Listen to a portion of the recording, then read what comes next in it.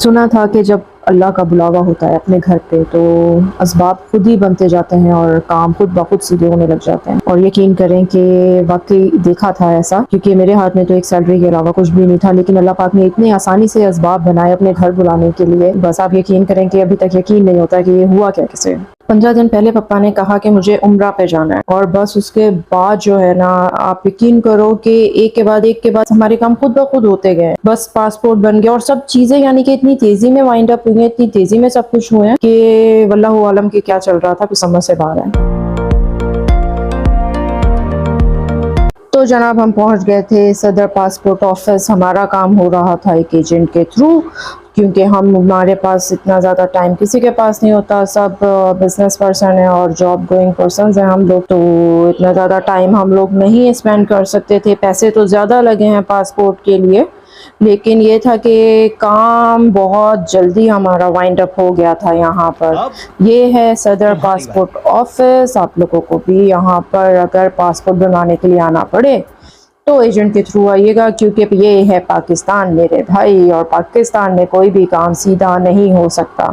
तो जब आप पासपोर्ट ऑफिस आएंगे तो यहाँ पर आपको बाहर ही बहुत सारे एजेंट्स घूमते हुए नज़र आ जाएंगे अपने लटके हुए बस्ते के साथ, और वो आपसे पूछ रहे होते हैं कि अगर किसी ने काम करवाना है काम करवाना है। उसके बाद ये होता है कि आपने पैसे थोड़े ज़्यादा देने होते हैं, लाइक एक पासपोर्ट पे 2,500 या 3,000 पे ऊपर लेते हैं, लेकिन ये है कि पौने घंटे से आधे घंटे के अंदर आप लोग फ्री होके वापस घर की तरफ निकल जाते हैं।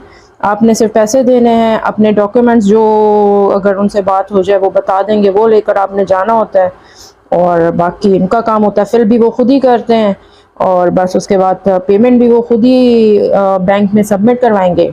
जैसे ही उनका बंदा पेड स्लिप बैंक की लेकर आ जाता है तो वो आपको बताएंगे कौन कौन से डॉक्यूमेंट्स की कितनी कितनी कॉपीज़ करवानी है। वहाँ पर बेतहाशा दुकानें हैं, वहाँ जाके बस आपने जो है कॉपीज़ करवा के लेकर आनी है। वो आपको पूरे बंचेस बना के दे देंगे सेट्स वाइज, और आपको बता देंगे कि अंदर जाके किस किस बंदे से कहाँ पर किस रूम में आपने मिलना है और कौन सा नाम लेना है। और फिर भाई चल सो चल, ये है पाकिस्तान मेरी जान। आई नो कि ये तरीका गलत है, लेकिन क्या करें कि हम भी इसी करप्ट निज़ाम का हिस्सा हैं।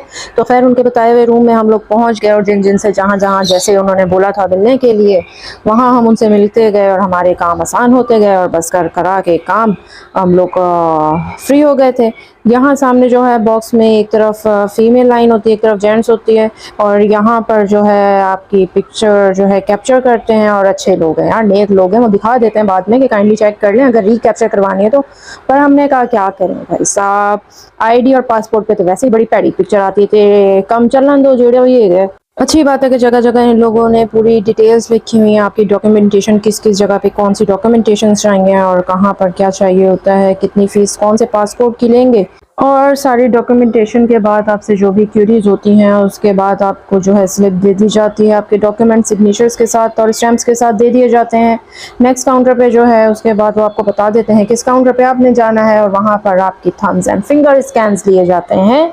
और फिर उसके बाद जो है बस आपका काम ख़त्म हो जाए तो अपनी स्लिप पकड़ें, आपको कह देंगे कि जैसे ही आपको SMS मौसूल होगा 3 to 5 डेज़ के अंदर, क्योंकि अर्जेंट पासपोर्ट हम लोगों ने बनवाए थे, तो आप आके अपना पासपोर्ट रिसीव कर लीजिएगा। हमारा काम हो गया था ख़त्म, और हमने कहा था चलो भैया कार चलो। फिर हमने दोबारा से आना था पासपोर्ट रिसीव करने के लिए। नॉर्मल पासपोर्ट आपको मिलता है 21 डेज़ में, अर्जेंट 7 डेज़ में, और हमने फास्ट ट्रैक पे बनवाया था 4 to 5 डेज़ के अंदर जो है हमें SMS रिसीव हो गया था। ये था पासपोर्ट कलेक्शन ऑफिस जहाँ से हमें पासपोर्ट लेना था। और पाकिस्तानी इतने नेक लोग हैं, आप लोग यकीन करें कि उन्होंने कहा था जिस वक्त आपको SMS मौसूल हो उसके भी 2 दिन बाद आप आइएगा, ताकि आपको दोबारा चक्कर ना लगाना पड़े। इतने लोग हैं। अच्छा खैर, जिस दिन हम पासपोर्ट लेने गए उस दिन तो वाह ही रश हुआ पड़ा था वहाँ पर।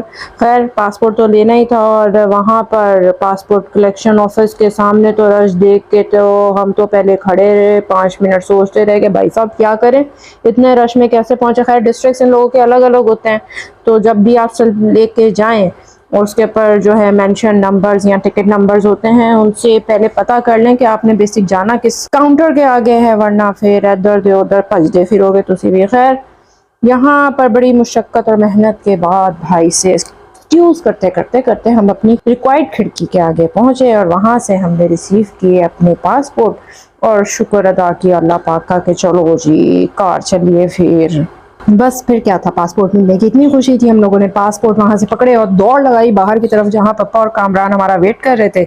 और जी हमें मिल गए थे हमारे अल्हम्दुलिल्लाह चारों पासपोर्ट। और पासपोर्ट लेने के बाद काइंडली एक दफ़ा अपनी नेम स्पेलिंग्स और सब कुछ ज़रूर डिटेल पढ़ लिया करें, ताकि अगर कोई करेक्शन हो तो उसे देन एंड देयर करेक्ट करवाया जा सके, क्योंकि वरना बाद में बहुत ज़्यादा इशू क्रिएट हो जाता है आपके जो भी गवर्नमेंट डॉक्यूमेंटेशन होते हैं। खैर, पासपोर्ट देने के 3 to 4 डेज़ के अंदर ही या 2-3 डेज़ के अंदर ही शायद हमारा वीज़ा हमें रिसीव हो गया था।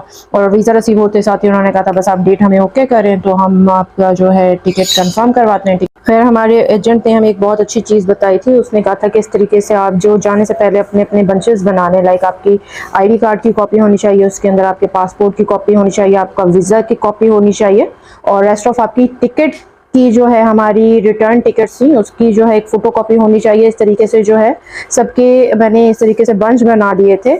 और एक बंच नहीं, कम से कम इसके 3 तो कम से कम आप सेट्स बना लें कि अल्लाह ना करे वहाँ पर अगर आपके पास कुछ मिस हो जाता है तो आपके पास एक्स्ट्रा बंचेस बैग में हो आपके डॉक्यूमेंटेशंस के।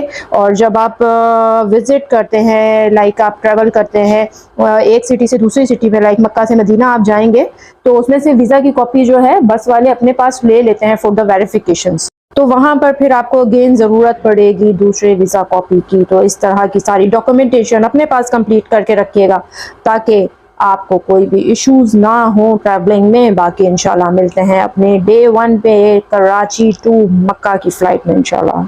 मैं हूँ बेनिशुमार, स्टे ट्यून्ड विद मी हमारे ये उम्रा जर्नी के लिए। तो इंशाल्लाह आपसे मुलाकात होगी एयरपोर्ट पे।